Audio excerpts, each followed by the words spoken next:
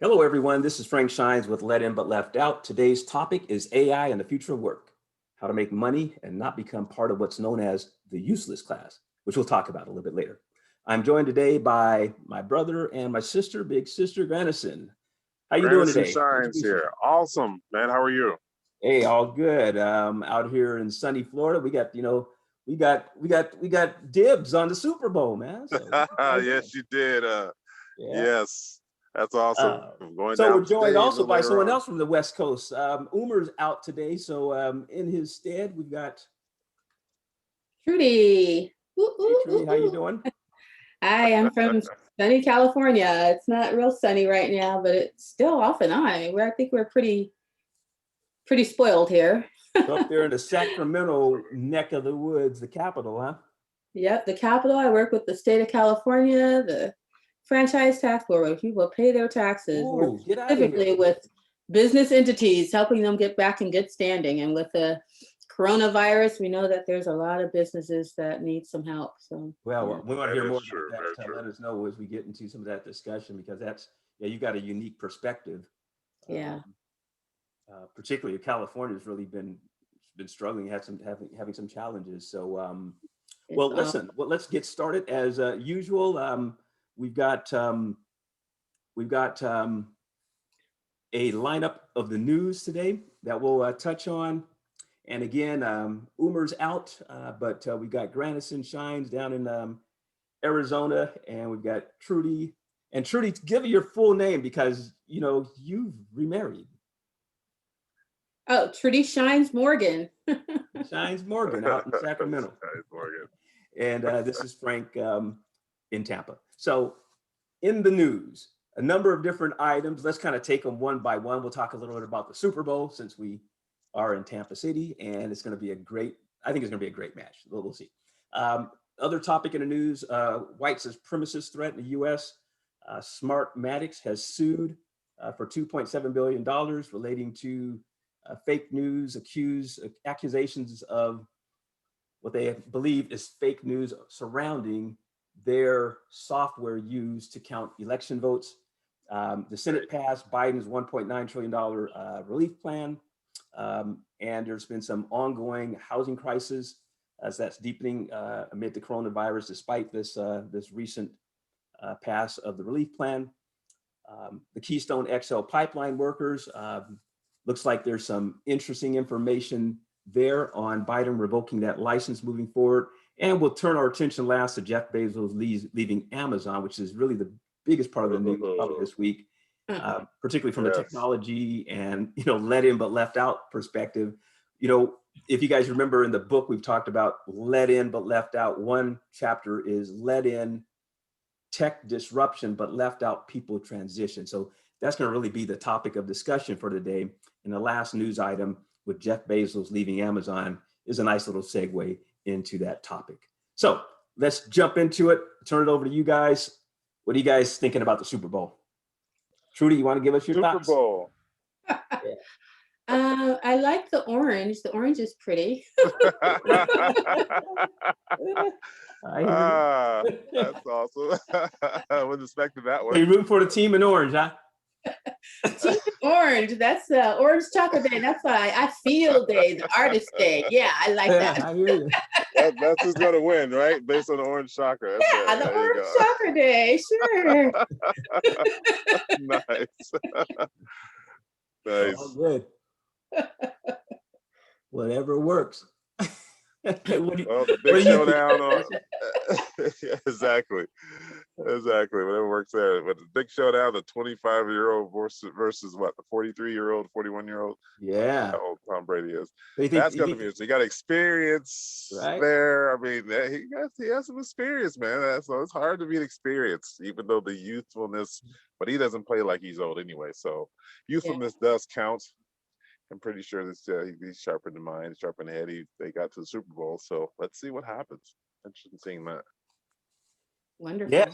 So if you had to pick, you're gonna go with experience with the. I'm gonna go with experience on this one. Yes. I'm leaning the same way. I'm gonna go with Tom Brady. I think there's a heck of a lot. I mean, obviously Patrick is just an amazing talent with the Kansas City Chiefs. But I'm thinking the same. I mean, this is what he's been in 20 years with New England Patriots. Tom Brady has. Right. Yep. First season, he comes in with Tampa, and bam, he's back in the Super Bowl. Yeah, exactly. That's saying First something. season.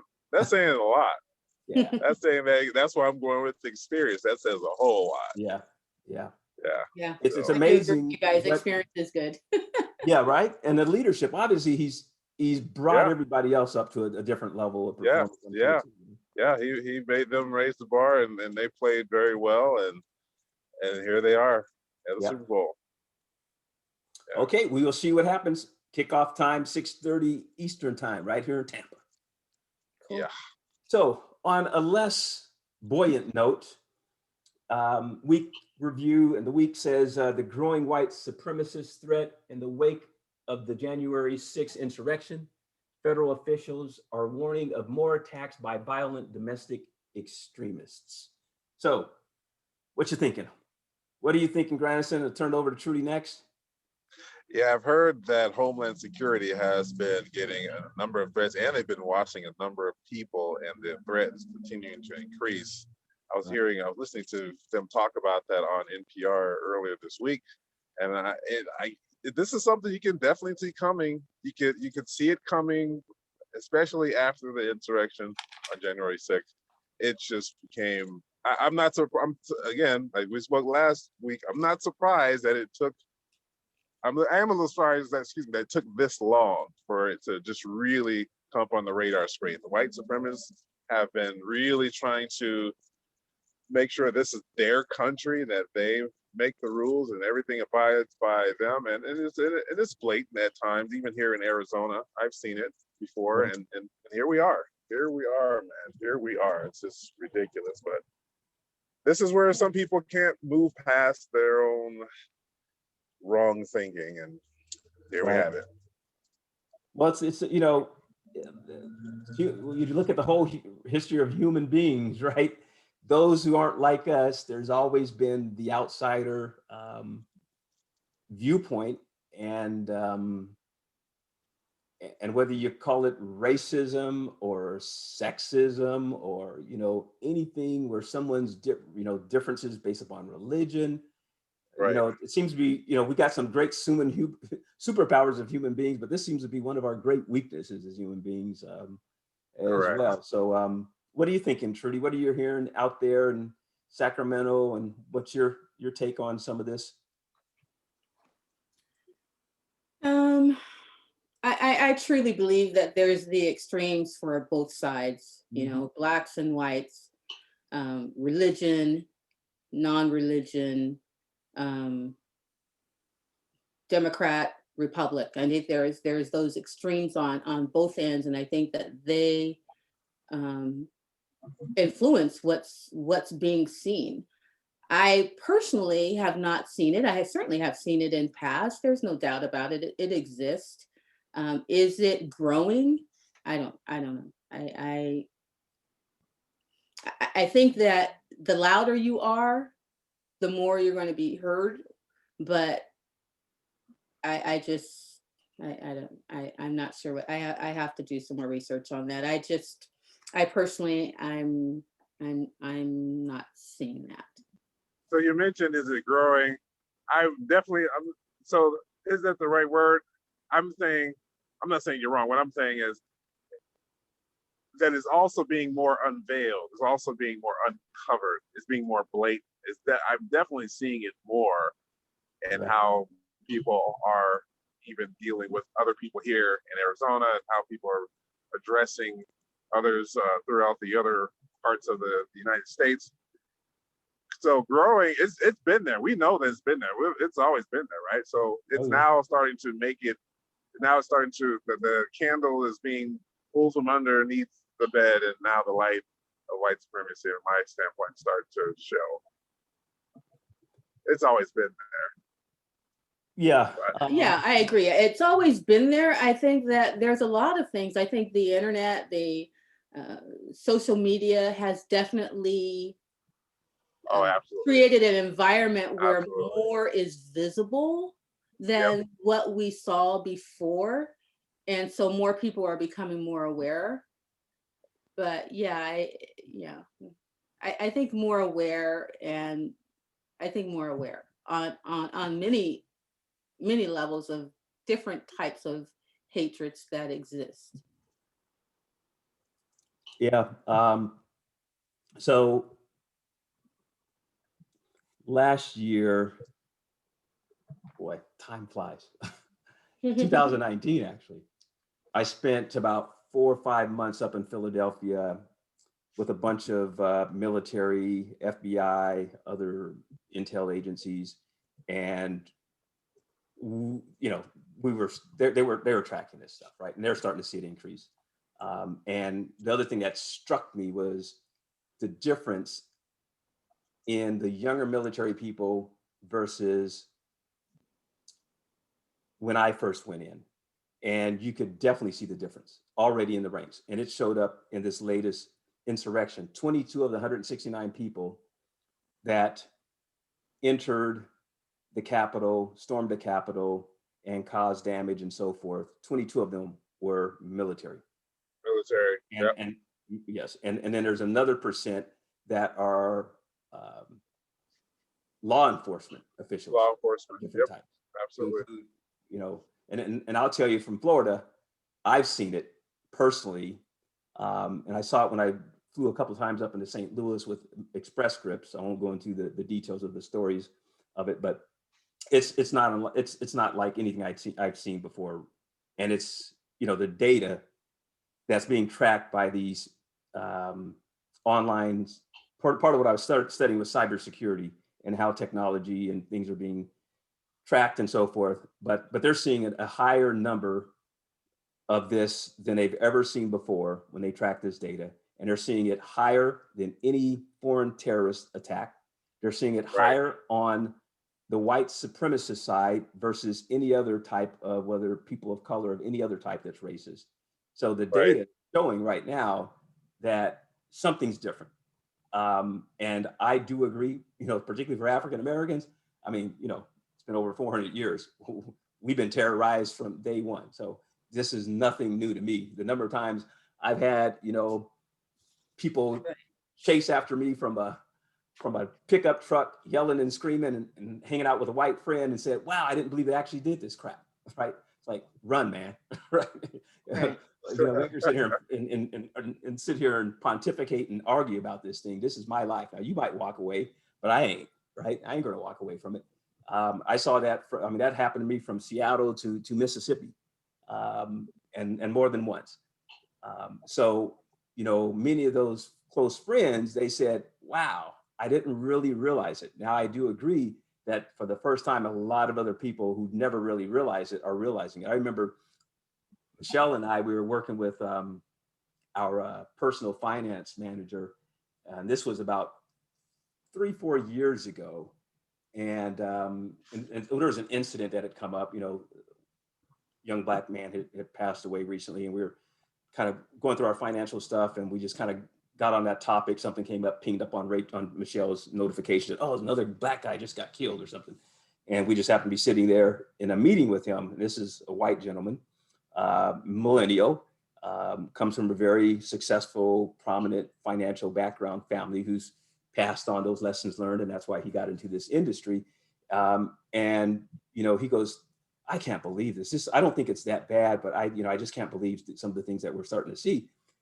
He goes, but I think it's just kind of an aberration. I go, no, it's been around for a long time. See a lot more of it. Because for the first time, people are getting a hold of their video and learning how to use it. Just like what happened in the 60s when television came out, right? Before television, it didn't matter. But once people are sitting there at their table and they're watching people get attacked by thgs, kids killed in churches, it becomes real, right? And the same thing recently happened when you got someone with his knee on the neck for, you know, damn near 9 minutes, and everybody sees it. You can't walk away from it. You can't deny it any longer. So I agree that for the first time, I think a lot of people are seeing it, maybe that didn't see it before, but purely from a military intel and home security perspective, they track this stuff and they're seeing it increase. They're looking at the numbers. So something. Yeah, and I mean, I think that definitely the economy certainly has a big effect on it, and the fact that we're able to visually see what's going on, whereas before it's kind of hidden. Mhm.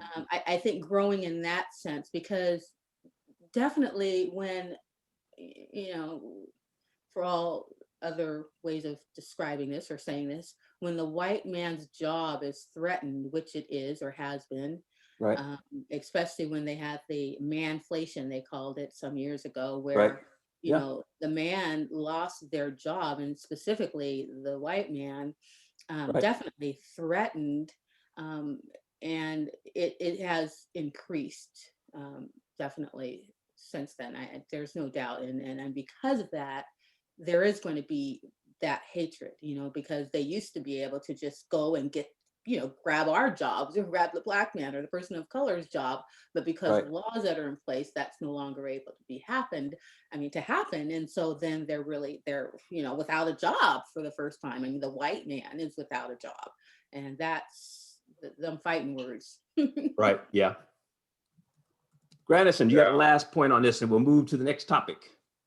yeah, absolutely. There's so like you were talking about in the 60s with when television came out, when the information couldn't travel as fast and as wide as it can now. Obviously, because of the internet, everyone has a phone that's connected to the internet, that has video that's connected to the internet. The information can be disseminated very, very quickly. And so that's another reason why like the data you're talking about, Frank, why people are starting to actually be quote finger quote woke, as they call it, Mhm. regarding this information now, because they're actually starting to see it, even though it's been there for us and we've noticed it, we've been a part of it for a very, very long time. Some people are just now starting to see it, and they're shocked. So my Caucasian friends, they're a bit shocked that it's been going on, and I'm like, yeah, this has been like, yeah, seriously, yeah, I've been pulled over many times just was driving while being black. No way, yeah. Yeah. So it's just Yeah, they're just starting to see it. Yeah. exactly. Next topic: Smartmatic sues Giuliani, and a number of the hosts from Fox News, Lou Dobbs, and Yep, Maria Bartiromo, and also I guess Sidney Powell was the other right, attorney who was involved in a number of those different lawsuits, that 60 lawsuits. I'm sorry, 60 court hearings addressing the voting fraud issue, that in all 60 cases found it not to be the case, and twice where the Supreme Court came out and said there's no justification of any systemic voter fraud. So the right, story behind this was that, you know, according to so there are two major companies that it's called Dominion Voting Systems, which is the hardware company that provides a lot of the voting technology, and then there are software companies, Smartmatics, that um, that was accused by Fox reporters Sidney Powell and Giuliani as rigging the election through voter fraud using their software in this case. And so they've come out with all the data as part of a big lawsuit for $2.7 billion against Fox News, Giuliani, Sidney Powell, and some of the hosts, the star hosts, such as Lou Dobbs and Maria Bartiromo. So Bartiromo, pardon me. So what are your thoughts about this, Trudy? Have you heard about this voting I stuff? didn't hear about the actual lawsuit. During the election, certainly I heard, you know, that the software was providing numbers that didn't seem to make sense. Right. So yeah, I mean, I've heard about that. So yeah, let's see what happens. I mean, Yep. the data isn't going to lie. Either the system was jumping around and Mm-hmm. doing things it shouldn't do, or it wasn't. It should be Right. clear to see. I mean, a software, you should be able to see the records. You should be able Yep. to see Yep. the Exactly. trail. Yeah, and it shouldn't have any inconsistencies in it. So yeah, should be able to see it. I'm excited to hear about it. So Grant, let me throw this past you. I mean, one of the things that probably good and bad about the U.S., it's known for its lawsuits, right? Yeah, And its yeah, it's right, great. defamation and all these types of things. but Lawsuit crazy. this may be the only thing that fights disinformation, right? Where you got to go in with data and a court of law. Yep. And if you're at risk of defaming people, because you can just Yep. think you can say whatever the hell you want, you know, whether individual or corporation, left, right, center, doesn't matter. Maybe this is one of the ways to really start to counter it. Maybe this is really the message that Smartmatics is trying to send, I guess. Yeah, Well, I mean, maybe it's been so. happening for a while. I mean, and not always does, I mean, these lawsuits have been, different lawsuits like this have been going on for quite some time. But a lot of times it doesn't pan out to anything. So let's see if the truth actually, gets heard. So I'd like to, Granison? From my standpoint in this matter, we know we live in a very litigious society. And for me, this one is actually justified. Here you have an organization who has a reputation of collecting data that's very, very sensitive. And then Fox News allows or continues to allow people like Giuliani and some of the others to come on and put a bad light onto the name of this organization and software. So if I were them, I would be looking at something like this as well. I'm like, okay, you're trying to now say that our system, which you have not proved at all, that our system is being tainted or being Manipulated, messed with, manipulated, Right. exactly. And I'm like, no, we've invested a lot of time, energy, money, and other regulations to make sure that this is secure.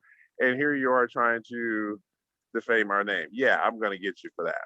Yeah. Yeah. So well, this yeah, one for I me mean, is get it, do it. Yeah, do it, improve it. But it seems that you're saying straight away that that's not the case. We don't know, right? We well, don't know. I'm saying that It's a they good, I mean, I'm glad they're doing it. I would like to right. see what the results are, because definitely Yeah, defamation should not, I mean, that's exactly. I'm saying this would be a good slap on the wrist, I mean, even more so slap on the wrist, but this would be a good way to shut someone up and have them think about what type of information they're going to disseminate, whether it's fraud or whether it's real next time. Okay, be careful, because here you are spreading information that's not accurate. Okay, I'm going to get you for it. Right. You have to answer for that. You have to be held accountable. So yeah, this one to me is justified.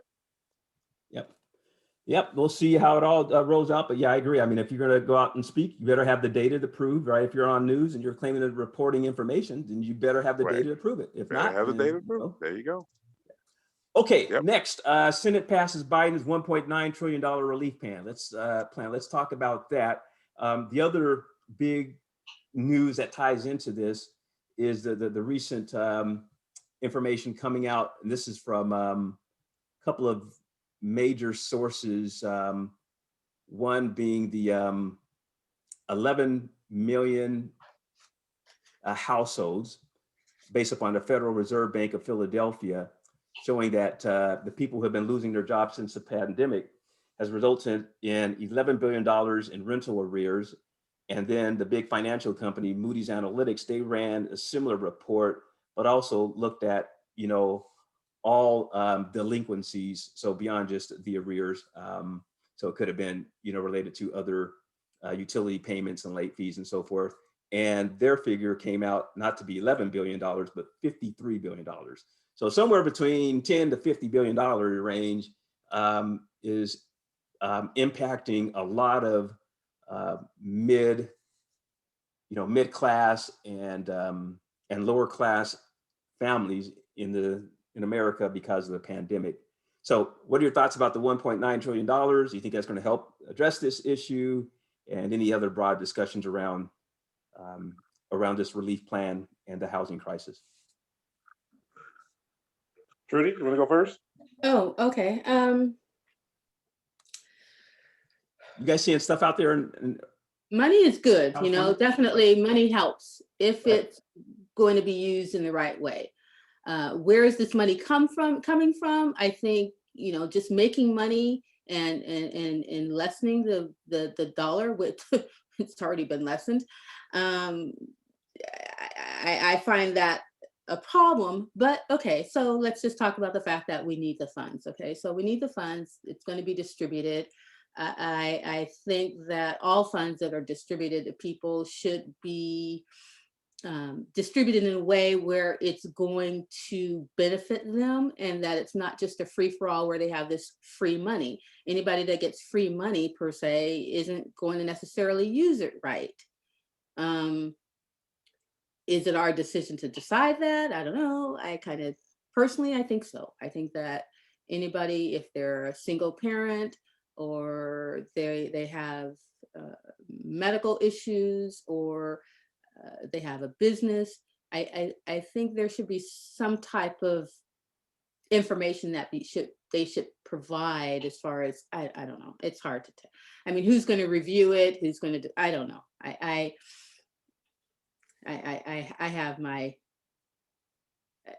have my, it's just the way it's going to be used. I think that if you give money to a person that doesn't use it right in the beginning, their money that they already have, are they really going to use the money?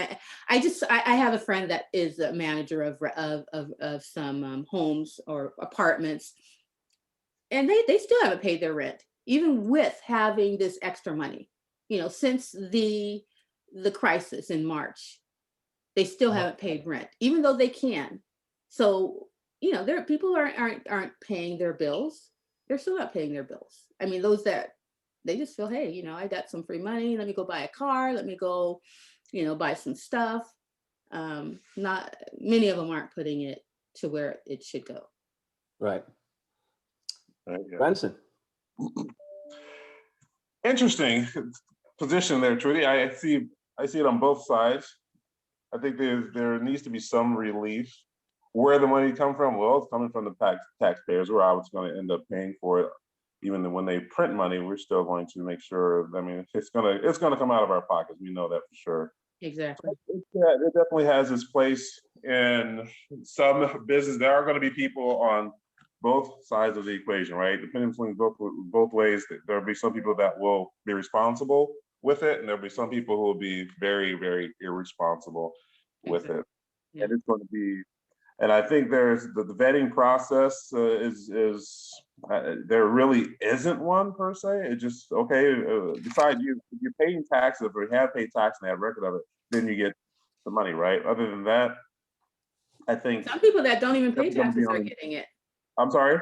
Even people that don't pay taxes are getting it. Ah, That's the thing. well, interesting. Well, that's where that's where the information or the vetting should definitely transpire. I heard from someone else at one point in time that was definitely on the people who are paying taxes. The businesses actually have to apply for it. They have to show information and payroll. I know there's some people there that have manipulated the system as well on that side, but it's just something that we need to have, especially if the businesses are in need and need to stay afloat to keep the economy going. I don't mind that happening, but Yeah, I agree. I mean, I see the businesses and they some of them are definitely struggling and can need use the it. help. I agree. Mhm. Yeah. So I'll just chime in real quick on this and we'll move to the last couple of news items and jump into the topic for the day. But yeah, this is a real interesting one for me because we had a discussion a couple of weeks ago about, let in virtual and left out reality. And we talked about what's real and what isn't real, right? And the one thing we talk about in the book is if you really want to understand what's real and not real, you have to ask yourself the important question that Hebrew historian Yuval Noah Harari asked, and that is, does it suffer? Things that suffer are real. Things that don't suffer are not real, right? So we talked about fictitious business statement. It's called and then the whole legal argument around a company is based upon the principle of fictitious business statements, which is to say it's not real. A business doesn't suffer. People suffer. Animals suffer. Planets can suffer, but corporations don't suffer, right? There are things that we create. Democracies per se don't suffer. We create these to make things happen, right? And it struck me, in one of the last conversations while we we went around this topic is because we were talking about virtual reality, meaning online. Is that real versus and how people kind of get swept up in these things?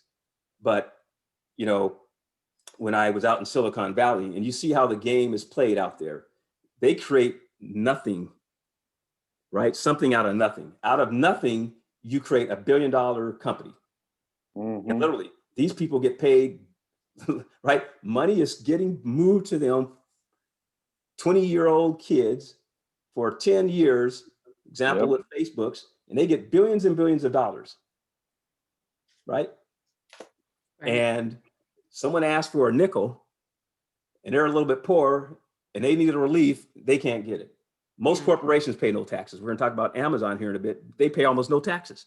Yeah. So, we talk about welfare, we got to understand welfare for whom? For the corporation or for the individual? Yeah. And when it comes time to bail out companies, we didn't have any problem doing that very quickly during Wall Street, when that Wall Street bailout came. And despite all the accountability issues around that, no one went to jail. Right? Yeah, that was crazy. So, and when I lived in Brazil, we saw the same type of thing. Money is fictitious. Money is just something you create to get people to cooperate. And as long as there's trust and cooperation, money works and it grows. The other thing that Yellen has talked about, the new Treasury Secretary, unanimously, voted in for good reason, given her credentials. She said, throw as much money at this problem as you can. We have never had a major crisis where we look back after the fact and said, we should have done less. In every single case, they found they should have done more.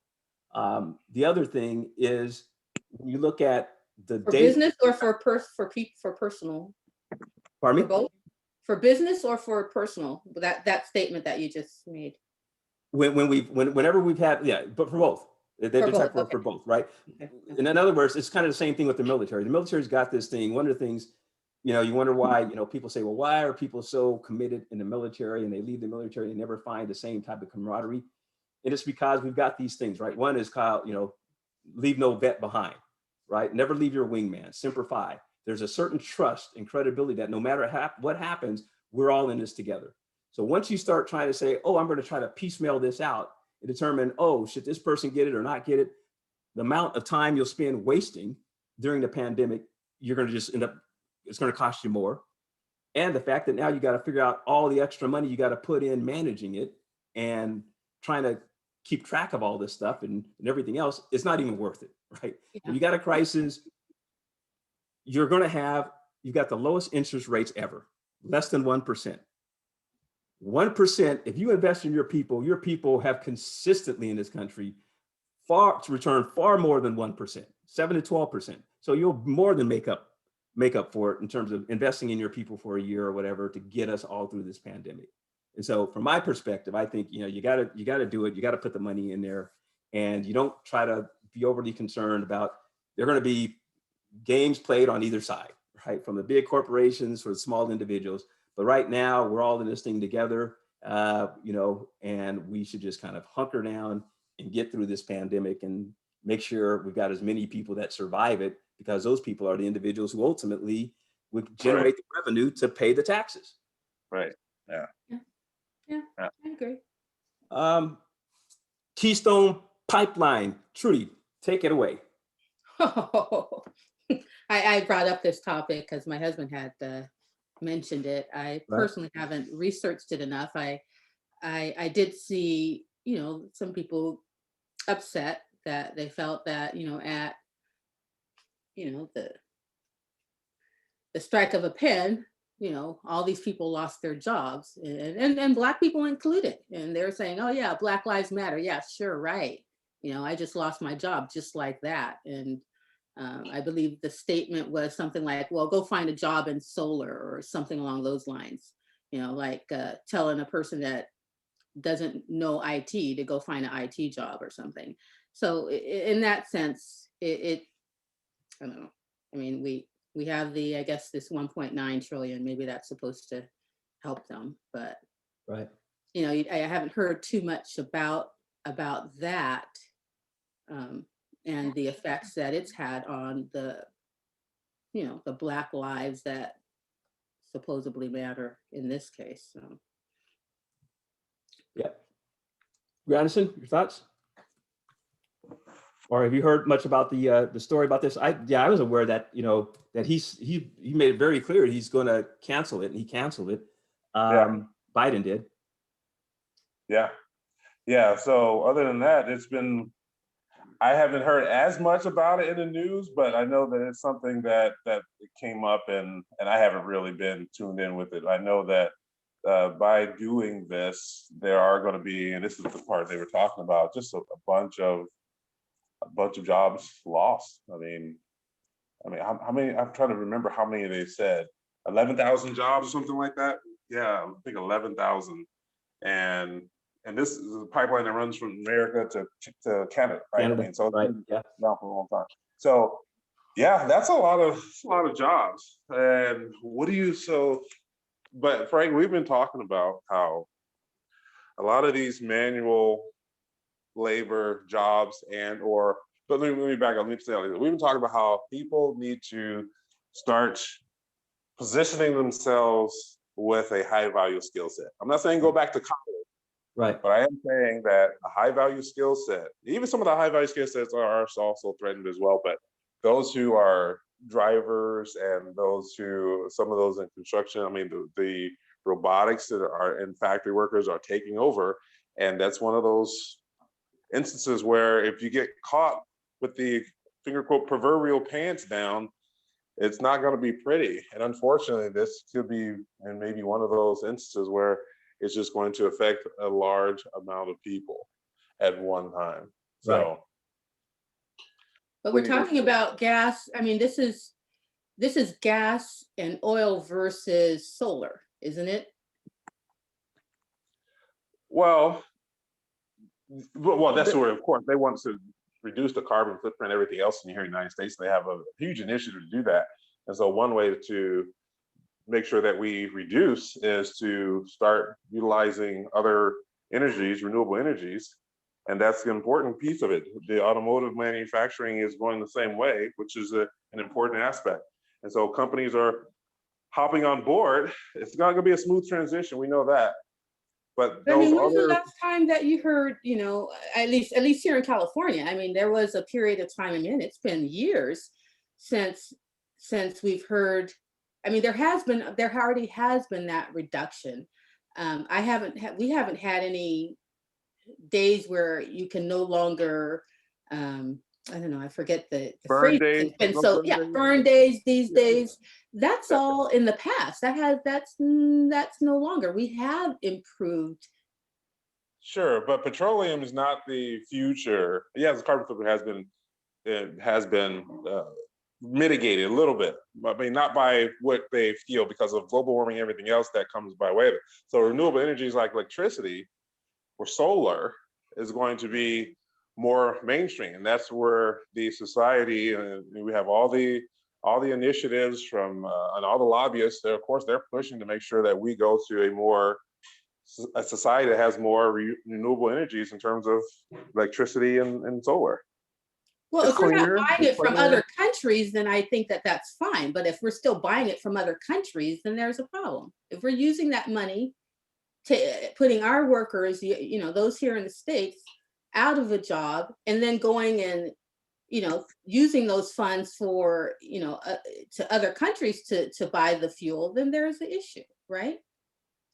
Well, maybe. I mean, but we have a huge reserve, though, too, that we haven't really tapped into much.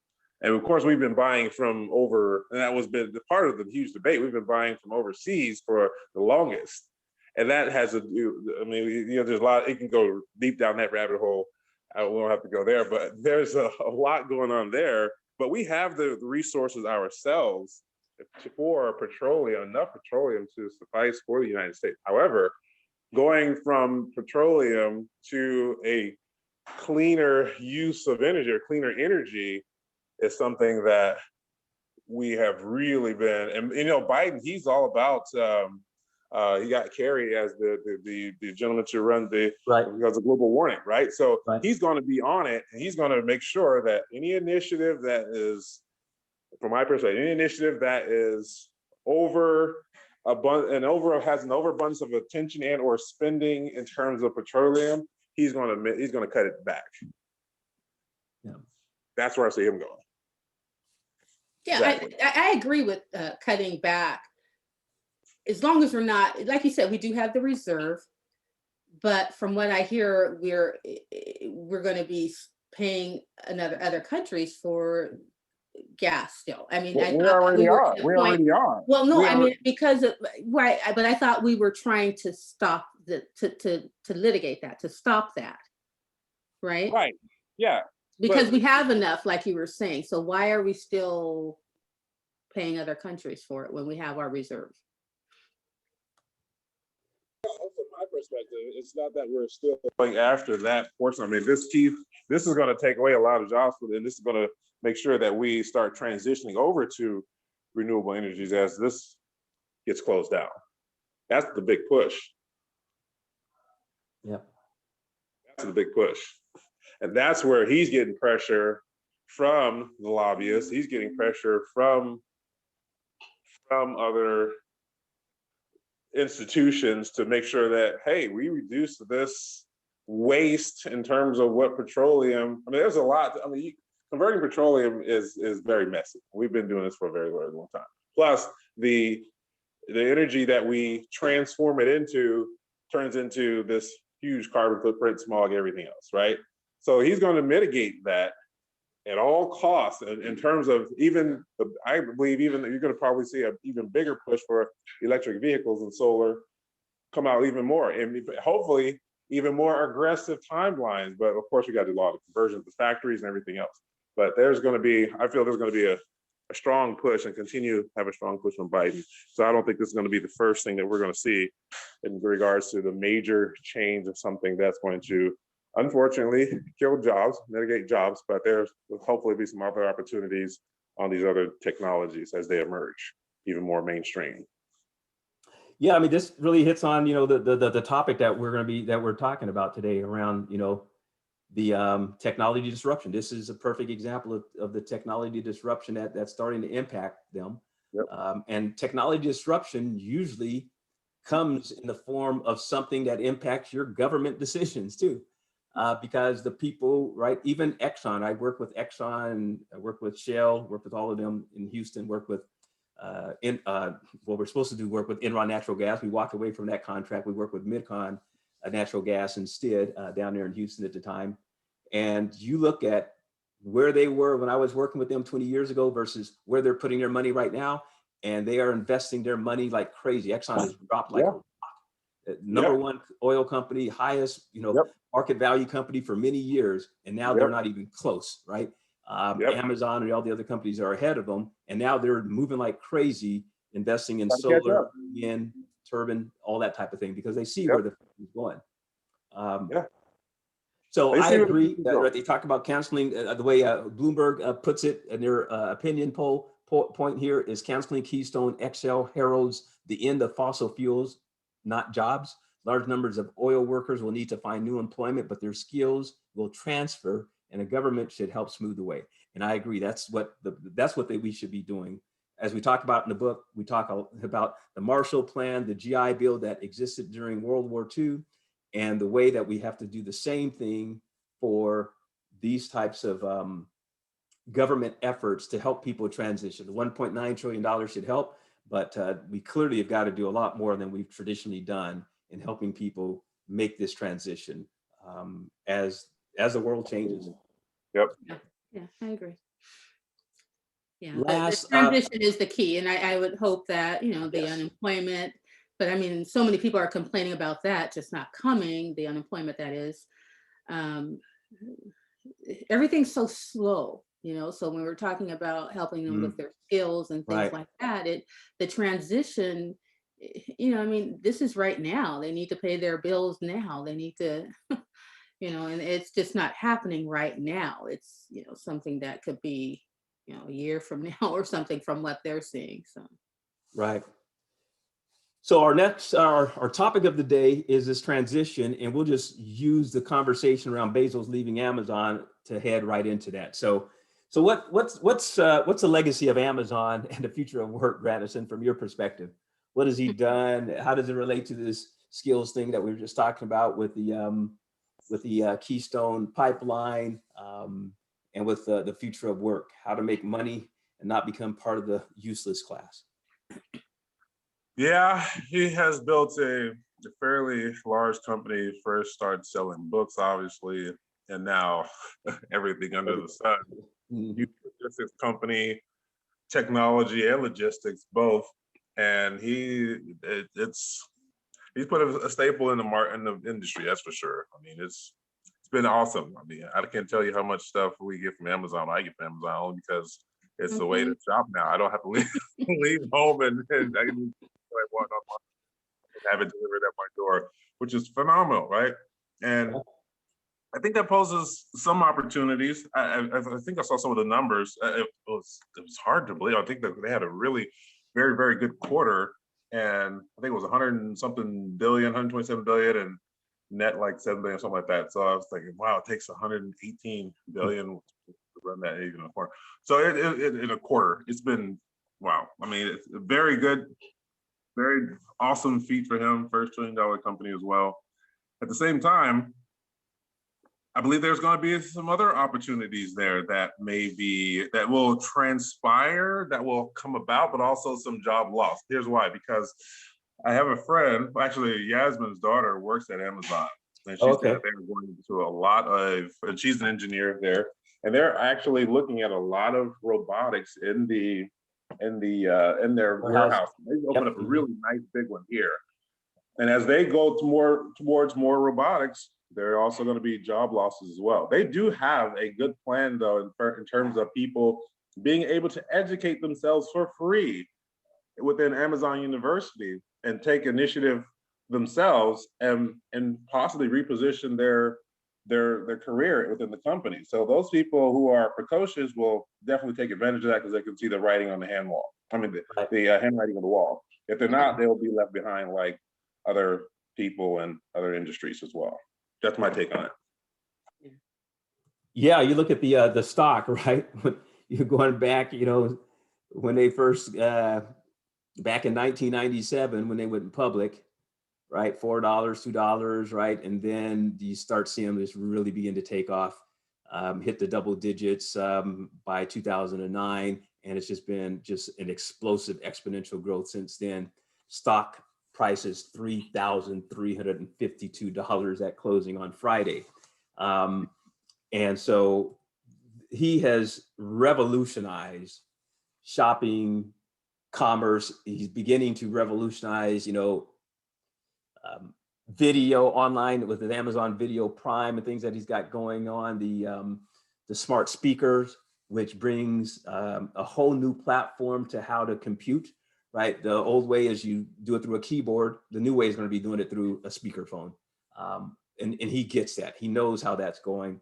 The robotic stuff, yeah, I've done a lot of work looking at their robotics because when I was at Express Scripts, we have a lot of warehouses, and we're looking at different types of robotics, and we always look to companies like Amazon for best practices around how to implement those types of technology. So, yeah, I mean, he's really changed the world.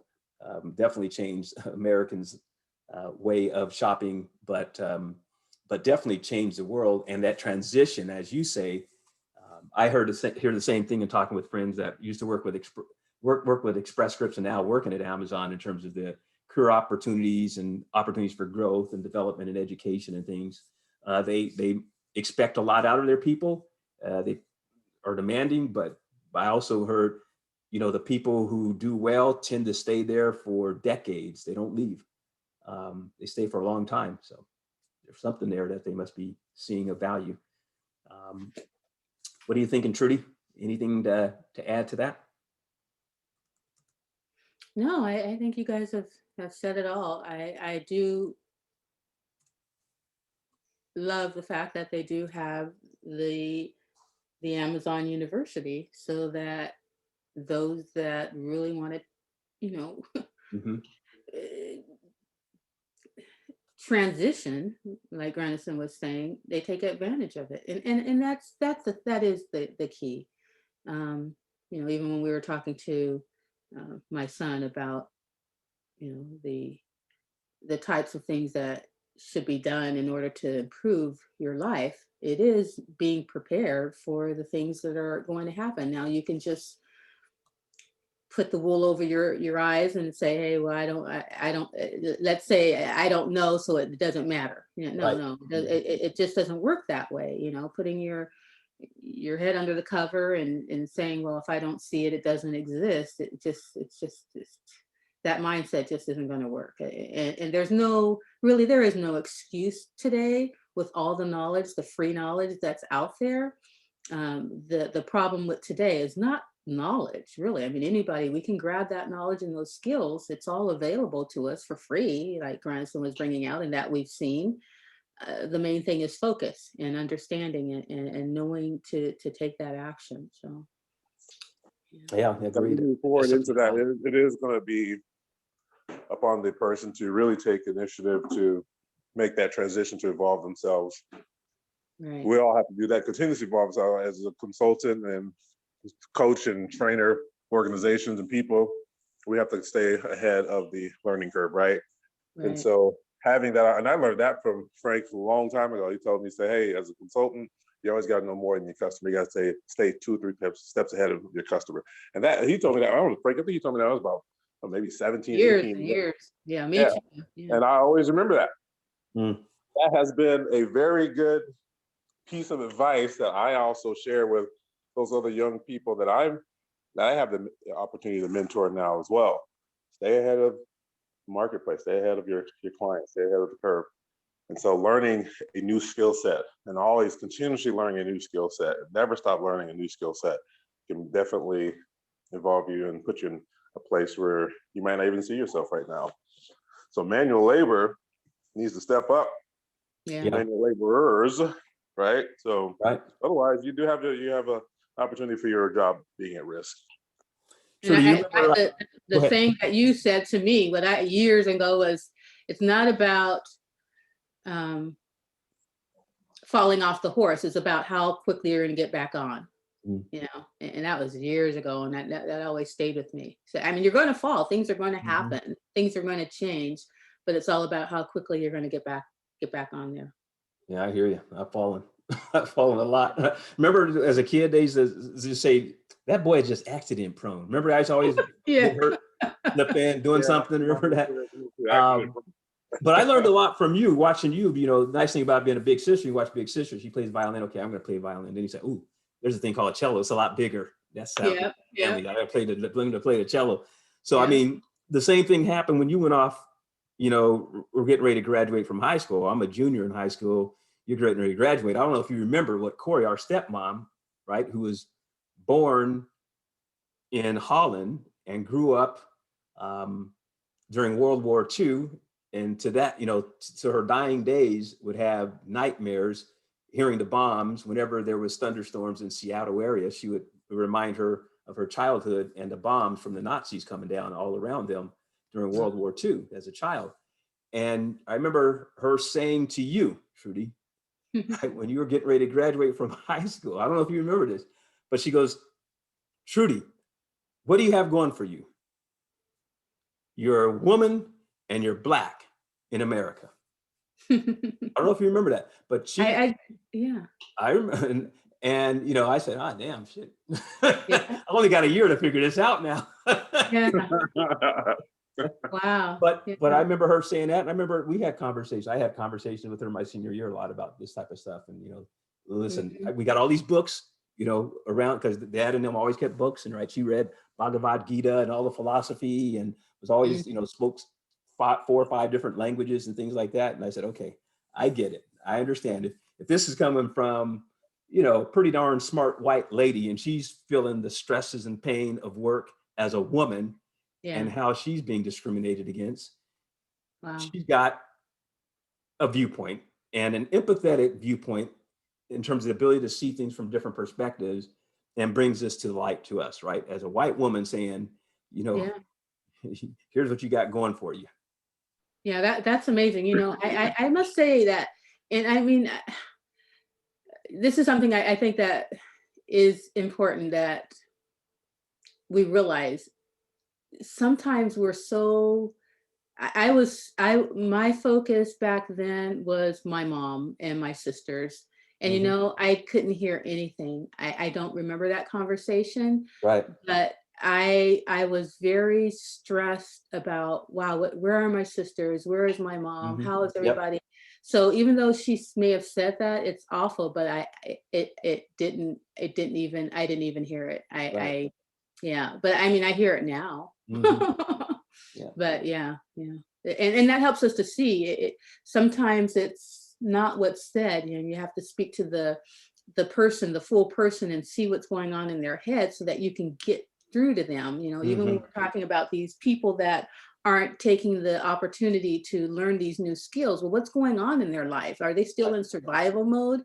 Yeah. Can they really even see that there's other things going on in the world, or are they just trying to get by? Many are just trying to get by, so they can't even begin to see what we're talking about when we say AI, or when we say, you know, the knowledge is available to you on the internet. What I'm trying to put some food on the table. They just don't, they can't see it. So, you know, that's something that we need to try to, I don't know, try to help people to. Yeah. You know, one thing, you know, in a lot of the work that I've been doing for the last 28 years has been around the intersection of social psychology, you know, human psychology, adapting to change, and the impact that globalization technology has on individuals and organizations. And so, you know, that goes right back to the most fundamental thing, right, Granison, that you studied in psychology at San Jose State University, Maslow's hierarchy of needs. It's Yep. hard to think about self-actualization at the top of that pyramid if your Exactly. basic needs aren't met, Yep. right? Exactly. Yeah. And I hear you, Trudy. I mean, that's so critical. And this is why, you know, I think it was Gandhi. Yeah, it was Gandhi who said, you know, not even God can speak to a man about heaven until he first feeds him, right? Um, Okay. Yeah. Yeah. so yeah, Yep. I think you're spot on. I think this is why it's so important that the transition, right? You got to help people through that transition of, okay, what are the things that are paramount in their lives that we must address first? Start with where they are before you try to take them where you want them to go. Yeah. Right. And Yeah. maybe this Exactly. transition is, we got to, you know, shore people up so they got time to stop and think and see before we can really start having this conversation to them about artificial intelligence. Now, we've got some examples, and I think it's, you know, maybe these are, you know, a few things that we threw up here, like many of them are familiar with Netflix. So even in their most dire mode, one way of escaping is they use Netflix. When you say, yeah, Mhm. Netflix makes recommendations, that's kind of artificial intelligence, that can happen behind the scenes. Don't worry about it right now, but just kind of keep that in mind, right? Mhm. Many of them go online, they go to YouTube, and YouTube, they'll do a search. You see my YouTube search in the lower left-hand corner here, Malcolm Gladwell and cryptocurrency and science fiction and Yuval Harari and lean manufacturing. These are things that come up, and the internet technology stuff is what comes up on my search, because Google has looked at how I search and what I prefer to read and or view on videos, and it's using what's known as an artificial algorithm to kind of understands what I like and what I don't like, and it compares it with billions of other searches of people who also like that, and makes those recommendations based upon those interests. And then Mhm. finally, we have the example here of the self-driving car. And maybe not everyone has been in a self-driving car, but most people are hearing a lot more about it. Particularly, a lot of truck drivers are actually seeing some of the self-driving cars that are taking over the trucking industry, and they're hearing about these things. Mhm. Not a whole lot different than individuals working up there on the Keystone XL pipeline. So a lot of these technologies are starting to impact people's jobs, and if even if they don't understand it fully, if we can give them time to transition and we kind of show them, oh, here's YouTube and here's what it's doing, here's Netflix and what it's doing. You know, you grab that Alexa and you got your kid talking to a speaker. Well, that's doing the same type of thing. Now imagine if those things become more and more successful, how many potential jobs can they take away if you don't reskill and relearn some things for the future of work? Well said. Yeah, definitely. Yeah. What were you ready to At say their there, level. Granson? I'm sorry, go ahead, Trudy. Oh, no, I like that analogy with Netflix. Of course, they understand that. Many times, unfortunately, they'll say, oh man, the government's in my head or something, Right. kind of, real low level thinking there, Yeah. but really try to help them to see the AI of it all, and raise their level of understanding through something that they do know. But Right. yeah, I like that. That's good. I like your Granison? point about starting where they are, and the notion that, hey, you're a Black girl growing up in America. Hey, I have 5 of those, Frank. You have 1 of those, Yeah. right? So it's more about it's personal for us at this juncture. And I noticed that as they grow up, as when they're growing up, you guide them, direct them in a different way. They grow up, you kind of have to let them find their way. Yes. Yeah. But at the same time, you still want to give them that advice. You can't make them do things, and especially the ones that are grown. But you still continue to chat with them, and hopefully they have an open ear about what we see and what we're dealing with and what we're in front of, and how they can utilize information now and or start learning XYZ now to position a better future for themselves. And that's what it's all about. We wouldn't want them to obviously be working in manual labor their whole entire life. Okay, so we guide them to a direction of, hey, learn how to do what you want to do and make money at it, but at the same time, grab a high value skill set and really learn that and learn how to sell that to people and organizations as well. I learned how to position that in the marketplace. Right. Yeah. Definitely. Easier said than done, of course. Easier. Yeah, no, I agree. It's I think about it. I was talking with Michelle last night, right? And Rachel was in her room for like the last 3 hours. I go, we got to get this girl out of her room because we've been talking about it for quite some time, and we've gotten better. And that's part of the reason why we bought the dog for about 1.5 years ago and so forth. And it's really helped. But just noticing her in the room, and a couple of minutes later, she comes walking out, right, and comes in our room, lays in the bed between us for a while, and we're watching that movie, the Netflix. Speaking of Netflix, was it the karate movie, Kobe Kai? What is it? Cobra Kai, Netflix, Cobra Kai. yeah, Cobra Kai, Cobra Kai, yeah, exactly. Uh-huh. And so yeah, she hung out with us for a while. And we looked over at it after about 20 minutes, and we could see the expression on her face. We said, "Okay, you want to go back to your friends on your iPhone chat stuff?" Exactly. Yeah. Yeah. But yeah, I hear you. So this other topic that Trudy and I had a little bit of discussion on goes back to work that I had when I was first starting to work with McKesson out in San Francisco. This is as part of the big Y2K scare, and everybody needed to move their technology over because the year 2000, you only had 2 digits, meaning you didn't look at 1999, you only looked at the 99. And so in the year 2000, the computers would get confused, wouldn't know if you're talking 1900 or 2000. So it would create a lot of issues. So for that reason, it drove a lot of new technology advancements for organizations to move over to what's known as ERP systems, enterprise resource planning systems. Chief among those being SAP and Oracle back then, JD Edwards and Bond and others were companies that I worked with in Latin America and in France and Europe before working with McKesson. So McKesson needed to move over to this new technology. And one of the big issues that we had was you got all of these forms that have to get digitized, right? So you think about all the medical forms for all the different places around the world, and McKesson is like one of the leading companies that provides all of the distributors, the distributorship for anything that you go into, at a drugstore or many of the hospitals or whatever. So they're like one of the major players in this industry. And we had to do what's known as EDI, electronic data interchange, meaning connecting different systems of smaller vendors to the larger ERP system to move the data. But a lot of those companies just basically said straight up, I'm not doing it. And they weren't going to do it because they're too small. They don't have the technology. They don't have the people, the resources to move that stuff over. And for the longest time, even to this day, they still use a lot of handwritten papers and documents. we are having a big, huge issue around the country, not just in the healthcare industry, right? Trudy was telling me about the government. Let you chime in here on the government here more. But I know when I was in the military and in the government, we did forms like crazy. And at one point, the Air Force Academy asked me about coming back and completing a PhD through them and going, back and teaching at the Air Force Academy. And then they sent me a big package of things I would have to do, to include filling out everything in triplicate or up to 7 different copies of the information of forms. And then I remembered why I left the military and the government. And I decided not to do it. But it's still a problem. Trudy, what are you guys facing? You guys deal with a lot of forms, right? With the small businesses and things. You guys said Oh, that you guys are yeah, having. I mean, it's,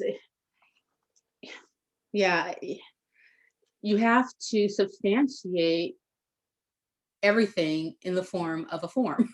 Right. Yeah, many forms now, fortunately, are online. Right. And most people, for the most part, do seem to fill it out at this day and age. They'll fill it out online. It is typed. Signatures are needed, but when there's an explanation that needs to be stated, or there's additional information where you're trying to include additional information to that form, then that's when it'll come in a handwritten form, or sometimes it'll be both typed and written. And just a side note, also in the teaching industry, this is an issue where you can't even teach anymore. You're pretty much a scribe. And doctors too, kind of like what you're saying, in the medical industry.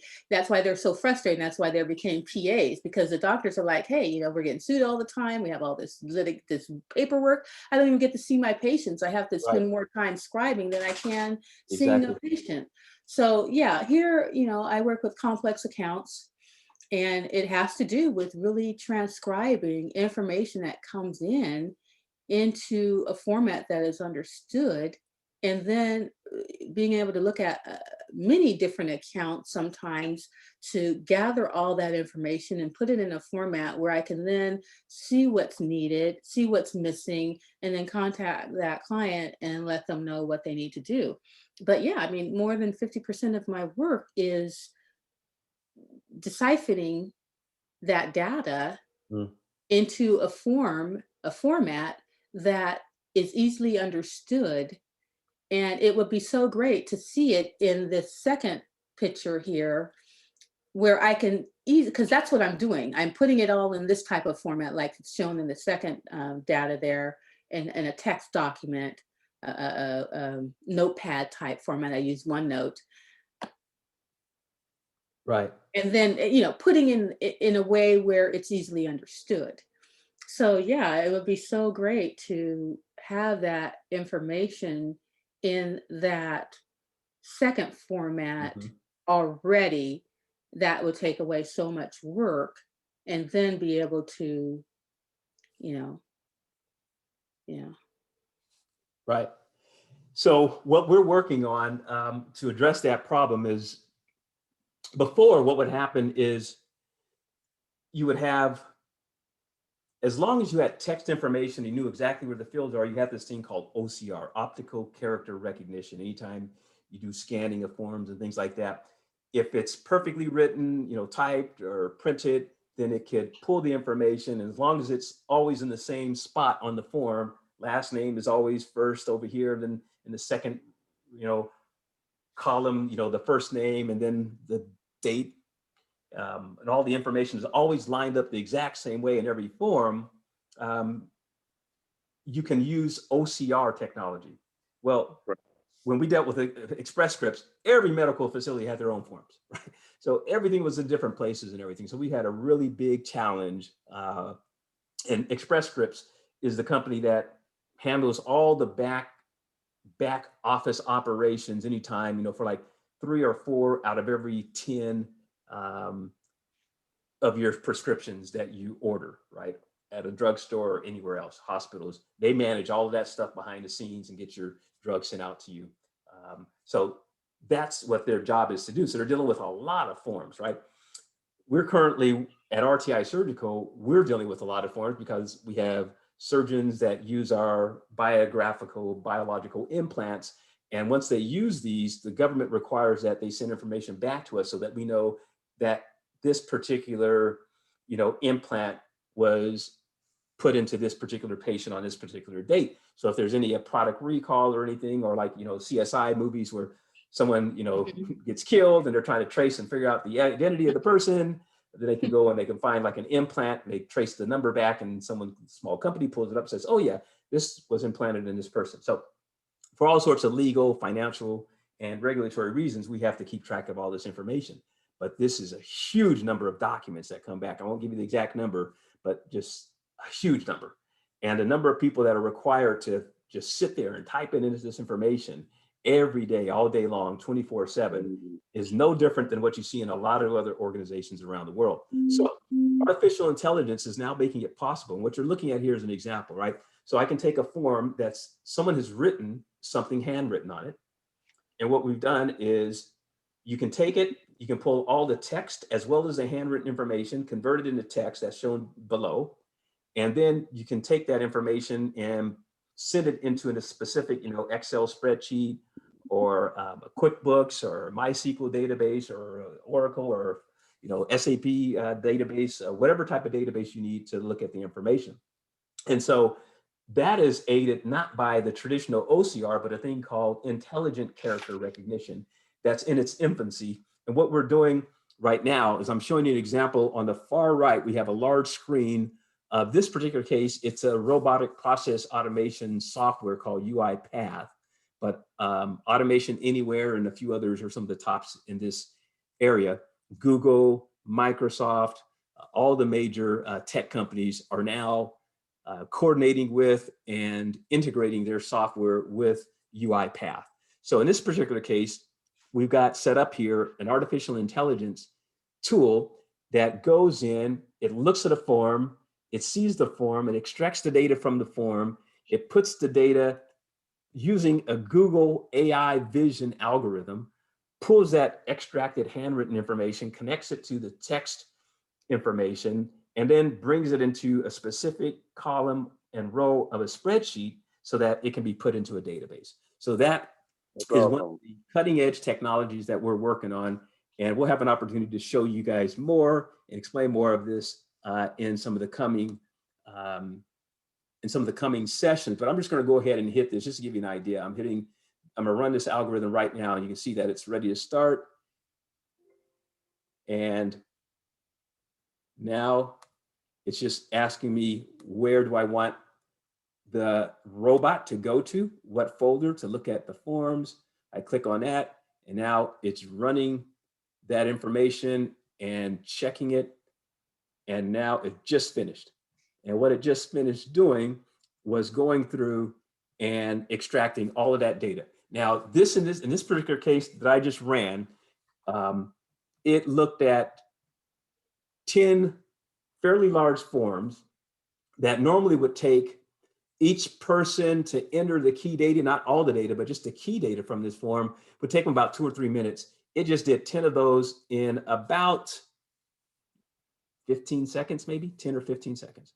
That's the future of what we mean about work, right? So if you can imagine that for every 10-minute or 10-minute task, a machine can do it in 10 seconds, you're on your way out of job, right? Unless you put yourself as a human in the loop and you use this technology to augment your skills and be more productive, you are going to be outsourced, right? Not by someone from China, not by someone from Mexico, but from an artificial intelligence robot that are currently being invented as we speak.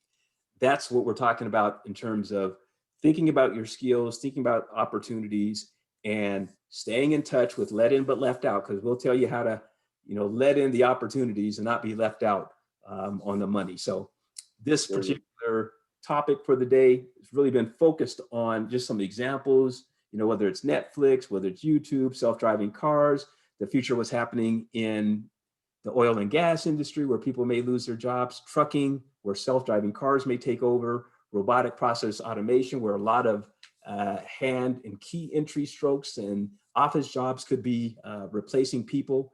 And that's what Yuval Harari refers to as the useless class.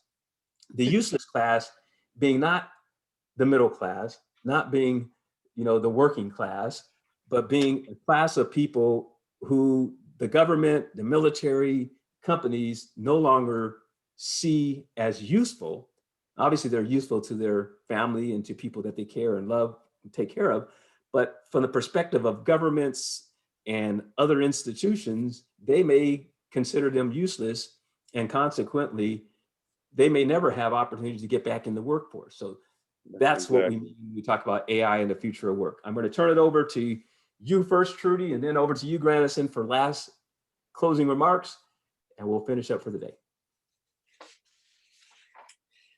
Well, we've certainly learned a lot, we've just learned a lot about, what's going on in the news today, and then really bringing that down to, of course, the book and the benefit of it, and just really being able to transition, the importance of transition, and the different things that may fog our brains, but how we really need to get focused.